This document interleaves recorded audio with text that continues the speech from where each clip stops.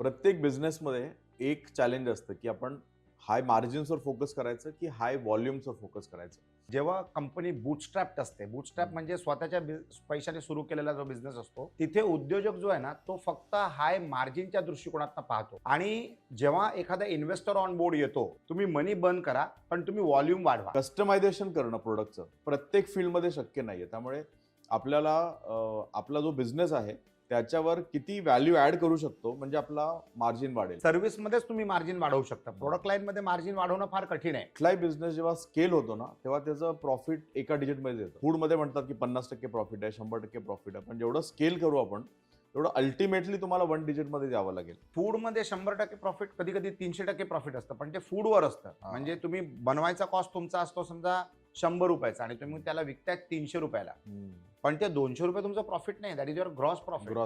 त्याच्यामध्ये तुमचे एक्सपेन्सेस आहेत. म्हणजे तुम्हाला प्रोडक्ट प्रॉफिट मिळू शकतं, पण तुम्हाला बिझनेस प्रॉफिट करता आला पाहिजे. प्रत्येक बिझनेसमध्ये एक चॅलेंज असतं की आपण हाय मार्जिन्सवर फोकस करायचं की हाय व्हॉल्यूम्सवर फोकस करायचं. हाय व्हॉल्यूम केलं की एक्झिक्युशन खूप वाढतं आणि हाय फोकस ऑन मार्जिन केलं तर बिझनेस जास्त प्रॉफिटेबल होतो. तर हा नेहमी एक प्रश्न असतो प्रत्येक उद्योजकाला की आपल्या प्रोडक्टचं मार्जिन कमी करून स्केलेबिलिटी करायची, मार्जिन्स ॲडजस्ट करायचे आणि व्हॉल्यूम जास्त वाढवायचा, की व्हॉल्यूम खूप करण्यापेक्षा थोडा बिझनेस करायचा आणि मार्जिन चांगले घ्यायचे. तर ह्याच्यावर आपण आज डिस्कस करूया. शुअर. सहसा कसं असतं की जेव्हा कंपनी बूटस्ट्रॅप्ड असते, बूटस्ट्रॅप म्हणजे स्वतःच्या पैशाने सुरू केलेला जो बिझनेस असतो, तिथे उद्योजक जो आहे ना, तो फक्त हाय मार्जिनच्या दृष्टिकोनातून पाहतो. आणि जेव्हा एखादा इन्व्हेस्टर ऑन बोर्ड येतो, तेव्हा तो म्हणतो की मी पैसे लावतोय, तुम्ही मनी बर्न करा, पण तुम्ही व्हॉल्यूम वाढवा. कारण जेवढं तुम्ही मार्केट कॅप्चर करणार ना, तेवढं तुमच्या कंपनीचं व्हॅल्युएशन वाढेल आणि माझ्या इन्व्हेस्टमेंटची किंमत इम्प्रूव्ह होऊन जाते. तर it depends on situation to situation. फार क्वचित आपण असं पाहतो की एखादा इंडिव्हिज्युअल जो उद्योजक असतो, तो व्हॉल्यूम वाढवत जातो आणि मार्जिनवर लक्ष ठेवत नाही. म्हणजे असे क्वचित असतात, पण भरपूर उद्योजक असे असतात ज्यांना मार्जिनमध्ये जास्त इंटरेस्ट असतं, तर ते मार्जिन वाढवत राहतात. दे शो मोर प्रॉफिटेबिलिटी. तर असे हे दोन वेगळे वेगळे सिनारिओ आहेत आणि प्रत्येक सिच्युएशनला एक एक्सेप्शन असतंच. पण सहसा लोक अशा पद्धतीने काम करतात.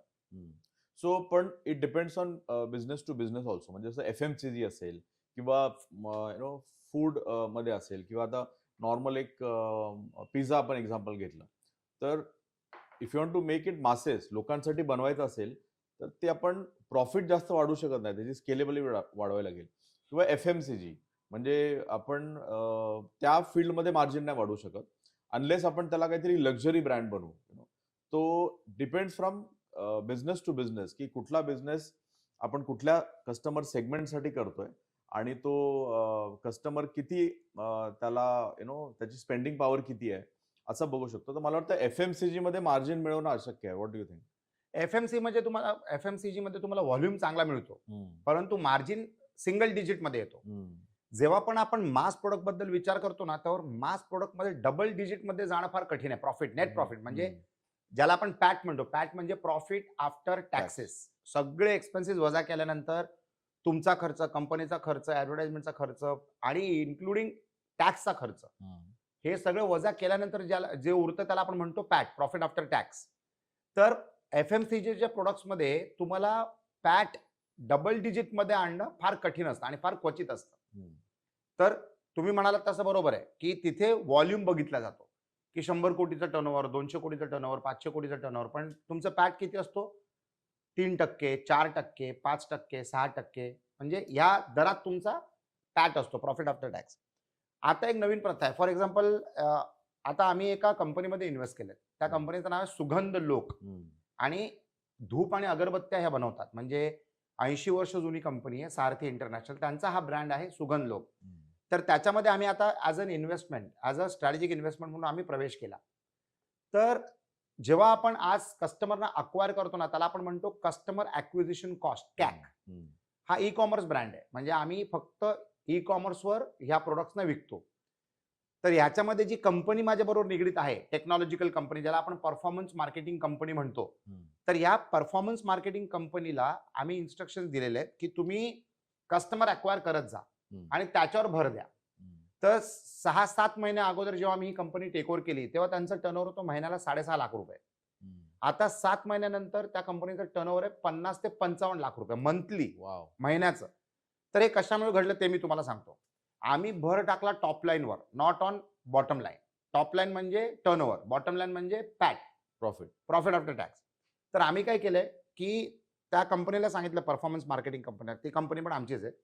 तर त्या कंपनीला आम्ही सांगितलं की तुम्ही आहे ना फक्त 2.5चा रोआस ठेवा, रिटर्न ऑन ऍड स्पेंड. म्हणजे तुम्ही जास्ती खर्च करा. सहसा जर आपण 4चा रोआस आणला, 4 म्हणजे रिटर्न ऑन ऍड स्पेंड, म्हणजे मी 10 लाख रुपये जर खर्च केले तर मला 40 लाख रुपयाचं रिटर्न पाहिजे. तिथे मी सांगितलं की तुम्ही 2.5चा रोआस मेंटेन करा. म्हणजे 10 लाख रुपये खर्च केले ना तर फक्त 25 लाख रुपयाचा रेव्हेन्यू आला. कमी रोआस मेंटेन करायचा उद्देश एकच आहे की तुम्ही जास्ती पैसे बर्न करा आणि टॉप लाईन वाढवा. तर सुरुवातीला आमचं फोकस असतं टॉप लाईनवर, आणि नंतर जेव्हा फॉर एक्झाम्पल समजा जर आम्ही 1 कोटी रुपये पर महिन्याचा सेल रेव्हेन्यू आणला, मग त्याच्यानंतर मी त्याला सांगणार की बाबा तू आता 3चा मेंटेन कर, मग 3.5चा मेंटेन कर, मग 4वर आण, आणि मग 4ला आम्ही कॉन्स्टंट ठेवू. तर इथे आमचा उद्देश असा आहे, हा पण B2C बिझनेस आहे. D2C किंवा B2C, बिझनेस टू कस्टमर किंवा डायरेक्ट टू कस्टमर ज्याला आपण म्हणतो. म्हणजे माझ्यासाठी तर ते FMCGच झालंय. तर त्याच्यामध्ये आता आम्ही भर देतोय टॉप लाईनवर, not on the bottom line. तर तुमच्या वेगवेगळ्या सिच्युएशन्सच्या आधारे तुम्ही वेगवेगळे बिझनेसमध्ये निर्णय घेता, आणि त्या निर्णयाप्रमाणे तुम्ही तुमचा स्केलेबिलिटी मेंटेन करता किंवा स्केलेबिलिटी आणता. तर इट डिपेंड्स ऑन यू, तुम्ही काय सिच्युएशन मध्ये आहात, तुमची काय ऑप्शन आहेत, तुमचे काय स्वतःच्या ग्रोथसाठी सजेशन्स आहेत, आणि अकॉर्डिंगली तुम्ही डिसिजन्स इम्प्लिमेंट करू शकता. मला वाटतं आपण ना जितकं कस्टमायझेशन ऍड करू आपल्या प्रोडक्टमध्ये तितकं मार्जिन वाढू शकतं. बरोबर. आणि जितकं आपण प्रोडक्ट बेस त्याला फक्त प्रोडक्ट सप्लाय असा जर ब्रँड बनवला आपण तर त्यात मार्जिन कमी होऊ शकतं, पण तिथे स्केलेबिलिटी वाढू शकते. दुसरं 3 प्रकारचे बिझनेस आहेत, सर्व्हिस, ट्रेड आणि मॅन्युफॅक्चरिंग. आणि ट्रेडमध्ये सगळ्यात कमी मार्जिन असतं. ट्रेडमध्ये मार्जिन वाढवणं अवघड आहे. सर्व्हिसमध्ये खूप जास्त मार्जिन असतं कारण तुम्ही कस्टमाइज करता. पण मॅन्युफॅक्चरिंगमध्ये कॉम्बिनेशन करू शकतो, म्हणजे जसं आयफोन ते मॅन्युफॅक्चरिंग पण करतात आणि सर्व्हिस पण देत आहेत आणि त्यांचं मार्जिन पण जास्त आहे. तर कस्टमायझेशन करणं प्रोडक्टचं ते प्रत्येक फील्डमध्ये शक्य नाहीये. त्यामुळे आपल्याला आपला जो बिझनेस आहे त्याच्यावर किती व्हॅल्यू ऍड करू शकतो म्हणजे आपला मार्जिन वाढेल. What do you think about? 100% सर्व्हिसमध्येच तुम्ही मार्जिन वाढवू शकता. प्रोडक्ट लाईन मध्ये मार्जिन वाढवणं फार कठीण आहे. आणि जसं तुम्ही म्हणालात ऍपलचं उदाहरण, जिथे त्यांनी प्रोडक्ट आणि सर्व्हिस दोघांना कंबाईन केलेलं आहे. सर्व्हिस म्हणजे काय, त्यांची सर्व्हिस म्हणजे सॉफ्टवेअर, आणि प्रोडक्ट म्हणजे काय तर ते हार्डवेअर आहे. लोक असं म्हणतात की 2 ते 4% प्रोडक्टची कॉस्ट आहे. म्हणजे एखादा आयफोन जर समजा तुम्ही 1.5 लाखाला घेतला तर त्याच्यामध्ये प्रोडक्टची किंमत जी आहे ना ती फक्त 2 ते 4% आहे. 4% जरी धरली मी तर 1.5 लाखावर त्याचे झाले 3,000 रुपये, 3 ते 4,000 रुपये किंवा 5,000 रुपये धरा. पण बॅलन्स पैसे त्यांचा नेट प्रॉफिट नाहीये. बॅलन्स पैसे त्यांचे सर्व्हिसेसची कॉस्ट आहे. फॉर एक्झाम्पल जेवढे तुम्ही त्यांचे शोरूम पाहता, म्हणजे त्यांचे जे सर्व्हिस सेंटर्स किंवा शोरूम जे तुम्ही पाहता त्याच्यामधली जी एक्स्ट्राऑर्डिनरी सर्व्हिस आहे किंवा त्यांच्या सॉफ्टवेअरचं जे एक्स्ट्राऑर्डिनरी प्रोडक्टिव्हिटी आहे, म्हणजे एक आयफोन तुम्हाला 10 सेक्रेटरीचं काम करू शकतं, त्याच्यामध्ये तेवढी क्षमता आहे. तर त्या सर्व्हिसेसची ती कॉस्ट जी आहे ना ते ती लावतात. तर त्या लोकांनी प्रोडक्ट आणि सर्व्हिस कंबाईन करून एक प्रोडक्ट बनवलेला आहे, आणि त्याच्यामुळे दुसरा फायदा काय असतो माहिती आहे का त्यांना, लॉयल्टी वाढते. तिसरी गोष्ट त्यांनी काय केलेली आहे, त्यांनी केलं एक इकोसिस्टम बांधली.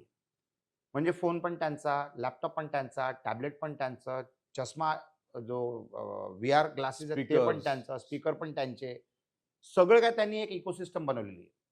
ऍपल टीव्ही म्हणजे ऍपल टीव्ही एक टीव्ही नाहीये, तर कुठच्याही टीव्हीला त्यांचा एक छोटासा डिव्हाइस कनेक्ट होतो आणि that becomes an Apple TV. जेव्हा टीव्ही ऍपल टीव्ही बनतं तेव्हा त्याची क्लॅरिटी, साऊंड क्वालिटी हे सगळं ट्रान्सफॉर्म होऊन जातं. तर थोडक्यात सांगायचं म्हणजे त्यांनी एक इकोसिस्टम बनवलेली, आणि त्या इकोसिस्टमला मेंटेन कसं करतात ते किंवा जोडतात कसं, तर त्यांच्या सर्व्हिसेसच्या मार्फत, सॉफ्टवेअरच्या मार्फत. म्हणून ते लोक एवढं प्रीमियम कमांड करू शकतात. तरी सुद्धा त्यांचं पॅट मोठं नसणार, पण आलेला पैसा ते लोक एक्सपॅन्शनसाठी वापरतात, आणि म्हणून ऍपल आज एक एवढी मोठी संस्था झालेली आहे. तर it's a very rare combination of hardware आणि सॉफ्टवेअर, प्रोडक्ट आणि सर्व्हिसेस. मग तुम्ही जास्ती चार्ज करू शकता कस्टमरकडनं, आणि मग तो तुमचा निर्णय की तो तुम्हाला एक्सपान्शनसाठी पैसा रिडिप्लॉय करायचा आहे किंवा टेक होम प्रॉफिट करण्यासाठी विड्रॉ करायचं आहे. Then it depends on you. So बऱ्याचदा लोक ना असा व्यवसाय शोधतात की ज्याच्यामध्ये प्रॉफिट जास्त आहे आणि त्यांना असं वाटतं की फूडमध्ये प्रॉफिट जास्त आहे किंवा गारमेंट्समध्ये प्रॉफिट जास्त आहे. ज्या बिझनेसमध्ये प्रॉफिट जास्त तो बिझनेस सुरू करायचं लोकांचं इंटेन्शन असतं. पण मला असं वाटतं की कुठलाही बिझनेस जेव्हा स्केल होतो ना तेव्हा त्याचं प्रॉफिट एका डिजिटमध्ये येतं. बरोबर आहे. म्हणजे फूडमध्ये म्हणतात की 50% प्रॉफिट आहे, 100% प्रॉफिट आहे. पण जेवढं स्केल करू आपण तेवढं अल्टिमेटली तुम्हाला 1 डिजिटमध्ये द्यावं लागेल. सो हे आपण कसं मॅनेज करू शकतो? तर फूडमध्ये 100% प्रॉफिट, कधी कधी 300% प्रॉफिट असतं, पण ते फूडवर असतं. हा. म्हणजे तुम्ही बनवायचा कॉस्ट तुमचा असतो समजा 100 रुपयाचा आणि तुम्ही त्याला विकताय 300 रुपयाला, पण ते 200 रुपये तुमचं प्रॉफिट नाही. That is your gross profit. Gross profit. त्याच्यामध्ये तुमचे एक्सपेन्सेस आहेत. म्हणजे तुम्हाला प्रोडक्ट प्रॉफिट मिळू शकतं, पण तुम्हाला बिझनेस प्रॉफिट करता आला पाहिजे. What is the difference? Product प्रॉफिटमध्ये असं असतं की तुम्ही 100 रुपयाचं प्रोडक्ट बनवलं आणि 300 रुपयाला विकलं, तर तुम्हाला प्रोडक्टवर प्रॉफिट झाला. परंतु तुमच्या महिन्याचा खर्च समजा 1 कोटीचा आहे, पण टोटल माल विकला गेला 90 लाखाचा, तर त्या 90 लाखाच्या प्रोडक्ट सेलवर तुम्हाला प्रॉफिट झालेला आहे, पण बिझनेसमध्ये लॉस झाला 10 लाखाचा. कारण तुमच्या बिझनेसला ऑपरेट करण्याचा खर्च तुमचा 1 कोटीचा आहे आणि तुम्ही रेव्हेन्यू जनरेट केले 90 लाखाचं. करेक्ट. तर याला मी असं म्हणतो की it is product profit but business loss. तर तुम्हाला बिझनेस लॉसवर फोकस नसला पाहिजे. तुमचा फोकस असला पाहिजे, तुमचा फोकस बिझनेस प्रॉफिट, तुमचा फोकस प्रोडक्ट प्रॉफिटवर फक्त नसून तर तुमचा फोकस असला पाहिजे बिझनेस प्रॉफिटवर. तर त्याला आपण प्रॉफिटेबल बिझनेस म्हणू शकतो. तर या गोष्टी लक्षात ठेवणं फार महत्वाचं आणि फार बारकाईने तुम्ही त्याच्यावर काम केलं पाहिजे. अदरवाईज तुम्हाला असं वाटतं की चला बाबा हा मग मी बनवला 100 रुपयाला, मी विकतोय 300 रुपयाला, म्हणजे भरपूर प्रॉफिट झालं, पण तुमचं एस्टॅब्लिशमेंट कॉस्ट किती आहे याचं गणित तुमच्या माइंडवर नेहमी ताजं असलं पाहिजे की बाबा मला एवढं टार्गेट अचीव्ह करायचं, माझा ऑपरेटिंग कॉस्ट एवढा आहे, महिन्याचा ऑपरेटिंग कॉस्ट माझा 1 कोटीचा आहे, तर मला 1 कोटीच्या वर जर मी गेलो तरच प्रॉफिट आहे. प्रोडक्टवर प्रॉफिट केला, पण तुम्हाला तेवढं तरी मिनिमम व्हॉल्यूम पाहिजे जिथे तुम्ही बिझनेस प्रॉफिट करू शकता. तर हे कॅल्क्युलेशन्स फार तुम्हाला लक्षात ठेवणं महत्वाचं आहे. तर हाय मार्जिन मध्ये प्रोडक्टची क्वालिटीवर खूप फोकस केला जातो, पण हाय व्हॉल्यूम मध्ये बिझनेस एफिशियन्सीवर खूप फोकस केला जातो. कारण आपल्याला मार्जिन कमी असतं, त्यामुळे चर्निंग जास्त असतं. म्हणजे FMCG झालं किंवा एखादं रिटेल आउटलेट झालं, डिपार्टमेंटल स्टोअर्स झाले किंवा ट्रेडिंग बिझनेस झाला, ज्याच्यामध्ये मार्जिन खूप कमी असतं. म्हणजे थोडीशी जरी चूक झाली तरी अख्खा बिझनेस लॉसमध्ये जाऊ शकतो. एकदम थिन, वेफर थिन मार्जिन ज्याला म्हणतो आपण. तर ह्याच्यातनं बाहेर कसं पडायचं? कारण लोकांना असं वाटतं की टर्नओव्हर खूप आहे, पण अल्टिमेटली मार्जिन कमी मिळतो. तर अशा बिझनेसमध्ये जिथे मार्जिन कमी आहे तिथे मार्जिन वाढवायचं कसं आणि याच्यासाठी आपण व्हॅल्यू ॲडेड काहीतरी करायला हवं, तर ते काय काय करायला हवं?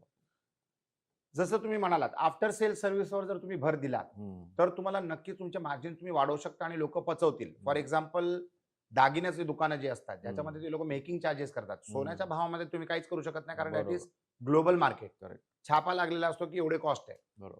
परंतु डिझायनिंग चार्जेस जे असतात ना ते वेगवेगळे असतात. तर ते कशामुळे असतात? तर तुम्ही जी एक्स्ट्रा सर्व्हिस त्यांना कस्टमर्सना देऊ शकतात, लेटेस्ट डिझाईन, त्यांना बदली करून देणं, ऍडजस्टमेंट करून देणं, कस्टमाइज करून देणं, त्याच्यासाठी ते लोक मार्जिन जास्ती लावतात आणि लोक ऍक्सेप्ट करतात त्या गोष्टीला. For example, fine dining restaurant. Fine dining रेस्टॉरंटचा अर्थ काय असतो की ते लोक मासेसला सर्व करत नाही, ते लोक क्लासेसला सर्व करतात. एखाद्या साऊथ इंडियन रेस्टॉरंटमध्ये एका दिवसामध्ये 1000 कस्टमर जेवत असतील, तर एखाद्या फाईन डायनिंग रेस्टॉरंटमध्ये एका दिवसामध्ये 150 ते 200 किंवा 250 लोक जेवण करत असतील. हल्ली तर नवीन कॉन्सेप्ट सुरू झाले, एका संध्याकाळीमध्ये फक्त 40 लोक, 2 trip, 20 people at a time, fixed menu, fixed time slot fix असतो आणि टाइम स्लॉट सुद्धा फिक्स असतो. तर जेवढे तुम्ही त्याला बारकाईने कस्टमाइज करणार ना तेवढं तुम्हाला मार्जिन जास्ती घ्यायला मिळतील आणि कस्टमर सुद्धा स्व इच्छेने त्या मार्जिन्सना ऍक्सेप्ट करतो, कारण त्याला ती सर्व्हिस हवी असते. हाच डिफरन्स असतो ना एका रेग्युलर रेस्टॉरंटमध्ये आणि एका 5 स्टार रेस्टॉरंटमध्ये. तर ह्या डिफरन्सना क्रिएट करण्यासाठी तुम्हाला त्याला 5 स्टार सर्व्हिस द्यावी लागेल. फॉर एक्झाम्पल, तुम्ही एज्युकेशनमध्ये जर पाहिलात तर जे असे स्कूल्स असतात जे महिन्याला 2 लाख रुपये चार्ज करतायत, पण क्लासमध्ये फक्त 10 स्टुडंट असतात. आणि असे क्लासेस, शाळा असतात जिथे एका क्लासमध्ये 65 ते 100 विद्यार्थी असतात आणि फीस 10,000 रुपये असते. आणि इकडे 10 स्टुडंटला 4 टीचर असतात. हो, आणि इथे 10 स्टुडंटना 4 टीचर असतात, तिथे 100 स्टुडंटना 2 टीचर असतात. तर दिस इज ऑल कॉस्ट मॅनेजमेंट आणि कस्टमर मॅनेजमेंट. म्हणजे तुम्हाला कुठच्या लेवलचा किंवा कुठच्या टाईपचा कस्टमर पाहिजे त्याच्यावर हे अवलंबून असतं. आणि मग तुम्ही तुमची प्राइस पॉईंट त्या हिशोबाने ठरवू शकता. हम्म. तर price point is directly proportionate to the quality of service. म्हणजे जर तुम्हाला एक्स्ट्रा ऑर्डिनरी सर्व्हिस पाहिजे तर मग तुम्हाला एक्स्ट्रा ऑर्डिनरी कॉस्ट द्यावी लागेल. आता विमानात जर आपण पाहिलं, what is the difference between business class आणि इकॉनॉमी क्लास. तर बिझनेस क्लासच्या पॅसेंजरला जी सर्व्हिस मिळते आणि जी सीटची स्पेस आणि कम्फर्ट मिळते, that is 3 times of a economy seat. Flight तीच आहे, लँडिंग दोघे त्याच वेळेला होणार आहेत. टायमिंग मध्ये काय फरक नाहीये. पण बिझनेस क्लास म्हणजे सर्व्हिसेसची कॉस्ट आणि इकॉनॉमी क्लास म्हणजे ट्रान्सपोर्टेशनचा कॉस्ट. तिथे फक्त तुम्ही ट्रान्सपोर्ट होतात एका लोकेशनवरनं दुसऱ्या लोकेशनमध्ये, आणि बिझनेस क्लासमध्ये तुम्हाला एक एक्सपिरियन्स दिला जातो. जेवण तुमचं सेपरेट असतं, कटलरी तुमची सेपरेट असते, सीटची कॅपॅसिटी, सीटची साईज आणि सीटचं कम्फर्ट वेगळं असतं, त्याच्यामध्ये टिल्ट जास्ती असते वगैरे वगैरे. पर्सनलाइज अटेन्शन असतं. तर त्याला पर्सनलाइज अटेन्शन दिल्यामुळे ते लोक जास्ती चार्ज करतात आणि लोक स्व इच्छेने ती कॉस्ट बेअर करतात, पे करतात. तर तुमच्या बिझनेस मॉडेलमध्ये तुम्हाला काय करायचंय, म्हणजे तुम्हाला बिझनेस क्लास सर्व्हिस द्यायची आहे किंवा इकॉनॉमी क्लास सर्व्हिस द्यायची आहे. म्हणजे प्रोडक्ट चांगलं असलं पाहिजे दोन्ही कॉस्टमध्ये. असं नाही की इकॉनॉमी क्लासच्या पॅसेंजरला लँडिंग खराब असणार आणि टेक ऑफ खराब असणार, तसं नसतं. Even there the facility remains the same, only the service standards change. तर असे लोक असतात जे दोन्ही कॉम्बिनेशन करतात, म्हणजे इकॉनॉमी क्लासचा चार्ज घेतात आणि बिझनेस क्लास सारखी सर्व्हिस द्यायचा प्रयत्न करतात. तर त्यांचा बिझनेस फार वेगाने वाढतो सुद्धा. तर असेही एंटरप्रेन्योर्स असतात. तर हे कोण असतात, जे पॅट साठी कॉम्प्रोमाइज करतात, प्रॉफिट आफ्टर टॅक्स मध्ये कॉम्प्रोमाइज करतात. ते मग तुम्हाला इकॉनॉमिक क्लासचं कॉस्ट चार्ज करतात, परंतु बिझनेस क्लासची सर्व्हिस द्यायचा प्रयत्न करतात. तेवढं नाही देऊ शकत ते, पण ते प्रयत्न करतात. आणि ते प्रयत्न काय करतं, त्या प्रयत्नामुळे तुमचं नेट प्रॉफिट घटतं, परंतु तुमची व्हॅल्युएशन वाढते. मी नेहमी असं म्हणतो कुठच्याही बिझनेसमध्ये की तुम्हाला 2 प्रकारचे फायदे असतात. एक असतो नेट प्रॉफिट, म्हणजे तुमचा पॅट, प्रॉफिट आफ्टर टॅक्स, आणि दुसरा असतो तुम्हाला valuation. Valuation is the bigger and the better profit of a business. तर ते पण लोक करू शकतात, ते पण लोक करतात by compromising on the net profit. Higher valuation म्हणजे काय? हायर व्हॅल्युएशन म्हणजे त्या उद्योजकांनी आपल्या नेट प्रॉफिट मार्जिन्सना कॉम्प्रोमाइज करून आपला बिझनेस वाढवला, म्हणून त्याचं व्हॅल्युएशन वाढतं. थोडक्यात सांगायचं म्हणजे असं घडतं. आणि तुम्ही देखील तसं करू शकता. तर तुम्हाला कुठचा मार्ग निवडायचा आहे ना, हे तुमच्यावर अवलंबून आहे की तुम्हाला दर महिन्याला टेक होम नेट प्रॉफिट वाढवायचं आहे किंवा तुमच्या नेट प्रॉफिटला कॉम्प्रोमाइज करून सर्व्हिस स्टँडर्ड्स इम्प्रूव्ह करून तुम्हाला तुमच्या कंपनीचं, संस्थेचं व्हॅल्युएशन वाढवायचं आहे. याचा निर्णय तुम्हाला घ्यायचा आहे. सो आणखीन एक करू शकतो. बऱ्याचदा जिथे कमी मार्जिन असतात ना, तिथे लोकांना कळत नाही की मार्जिन वाढवायचं कसं. तो आपण आता व्हाईट गुड्स एक्झाम्पल घेतलं, म्हणजे ज्या व्हाईट गुड्स रिटेलचं एक्झाम्पल घेतलं, तर त्याच्यामध्ये प्रोडक्टमध्ये मार्जिन कमी आहे. आपण एक टीव्ही घेतला, आपण एखादा फ्रीज घेतला, त्यामध्ये मार्जिन कमी आहे. पण त्यांचं खरं मार्जिन ना एक्सटेंडेड वॉरंटीमध्ये. So that is the service that they are adding to the main product. तर प्रत्येक प्रोडक्टमध्ये एक अशी सर्व्हिस किंवा आपल्याला जे लॉयल्टी कार्ड असतं एक, that card is also paid activity, आणि त्याच्यामध्ये 100% मार्जिन असू शकतं. तर कुठल्याही प्रोडक्टला जर मार्जिन वाढवायचं असेल तर we can add a service. What do you think? 100%. आता फॉर एक्झाम्पल क्रेडिट कार्ड जेव्हा आपण घेतो, अमेरिकन एक्सप्रेसचं कार्ड किंवा हाय लेवलचं व्हिसा कार्ड, तर त्या कार्डवर तुम्हाला एअरपोर्टवर लाऊंज फ्री मिळतात, दी ऍक्सेस इज फ्री. किंवा जर तुम्ही एखादा कार्ड घेतलं तर तुम्हाला एक प्रायोरिटी पास मिळतो. प्रायोरिटी पास तुम्हाला जगातल्या कुठच्या एअरपोर्टवर फ्री ऍक्सेस देतात. So this are all additional services. पण त्या कार्डचे वार्षिक फीज असतात, त्या कार्डचे वार्षिक फीज असतात. मग ते फीज भरल्यानंतर तुम्हाला या सगळ्या टाईपच्या सुविधा मिळतील. तर जो फ्रिक्वेंट ट्रॅव्हलर असतो तो या कार्ड्सना वापरतो, त्याचे वार्षिक फीज पण भरतो, प्लस त्याला ते प्रायोरिटी पास मिळतं, म्हणजे त्याला लाऊंज ऍक्सेस मिळतो. सांगायचं तात्पर्य म्हणजे तुम्ही जास्तीत जास्त जेवढ्या सर्व्हिसेस तुम्ही देणार तेवढा चांगला फायदा तुमचा कस्टमर घेतो, पण तो तुमच्याबरोबर लॉयल राहतो आणि तो कंटिन्यूस राहतो. म्हणजे आता माझ्याकडे जे क्रेडिट कार्ड आहे किंवा इतर लोकांकडे जे क्रेडिट कार्ड असतात, 20-20 वर्षापासून तुम्ही ते क्रेडिट कार्ड वापरताय. आता मग त्या लोकांनी अशी पण सर्व्हिस आणली आहे की मिनिमम जर तुम्ही एवढा खर्च केला तर तुम्हाला रेकरिंग फी लागणार नाही. कारण या कार्ड्सवर हाय मार्जिन असतं, ट्रान्झॅक्शन कॉस्ट मिळते, जो वेंडर भरतो ज्याच्याकडे तुम्ही खरेदी करताय. तर तुम्हाला ती कॉस्ट डायरेक्टली नाही लागली, इनडायरेक्टली लागते, कारण तुम्ही त्या प्रोडक्टच्या प्राइस मध्ये ते कव्हर केलेलं असतं. परंतु वेंडर बेअर करतो आणि तुम्हाला त्याचा फायदा मिळतो in the terms of additional services from that card. Insurance coverage असतं, प्रायोरिटी पास मिळतो वगैरे वगैरे. तर तुमच्या प्रोडक्ट किंवा सर्व्हिसमध्ये जर तुम्ही असं जोडलं तर 100% तुम्हाला तो ऍडिशनल फायदा मिळू शकतो आणि you will remain loyal for a long time to come. So I think that was a fantastic discussion. तुम्हाला जर असा कॉन्टेंट आवडत असेल तर आमच्या यूट्यूब चॅनलला लाईक करा, शेअर करा, सबस्क्राईब करा. आणि तुमच्या बिझनेसमध्ये तुम्ही कशावर फोकस करताय, व्हॉल्युम्सवर फोकस करताय की मार्जिन्सवर फोकस करताय, ते पण आम्हाला कमेंटमध्ये नक्की सांगा.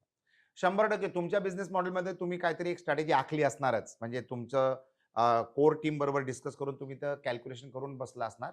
तर मला तुम्ही सांगा की शॉर्ट टर्म प्रॉफिट म्हणजे ज्याला आपण पॅट म्हणतो, महिन्याचा प्रॉफिट, वार्षिक प्रॉफिट, याला तुम्ही किती कॉम्प्रोमाइज करू शकता तुमच्या व्हॅल्युएशनला वाढवण्यासाठी? याचं मला जर तुम्ही उत्तर दिलं ना तर मला तुमचा माइंडसेट समजेल. तर डू कॉमेंट आणि let us know how do you operate your business. Thank you so much. Thank you. I work with and for Konark Cancer Foundation. It's a foundation which takes care of cancer patients. If you know anyone suffering with cancer, then we at Konark Cancer Foundation can connect the person with the right resources and facilities to ensure that the right time, right treatment reaches the patient. Whether it is connecting the resources or providing resources to the cancer patient, we do it all. It also includes support for accommodation in the city of Mumbai. We are associated and connected and networked with the right resources, the right doctors, and the right hospitals. We can bring all of this on a table to you so that it is convenience for you. Whether it is guidance, whether it is medical support, or whether it is operating procedures, our team facilitates every activity required for the patient and the support required for the family. We also connect you to the right NGOs and donors to ensure that you also get financial support and aid to whatever extent possible to ensure that the treatment happens and the life is saved. If you know of anyone who is suffering with cancer, please connect with us. The details are mentioned in the content below. Konark Cancer Foundation is an NGO. It's a not-for-profit organization, and we have lots of volunteers which support this good deed. So get in touch with us and help us to save lives. You too can be a part of this movement. Konark Cancer Foundation. Thank you so much.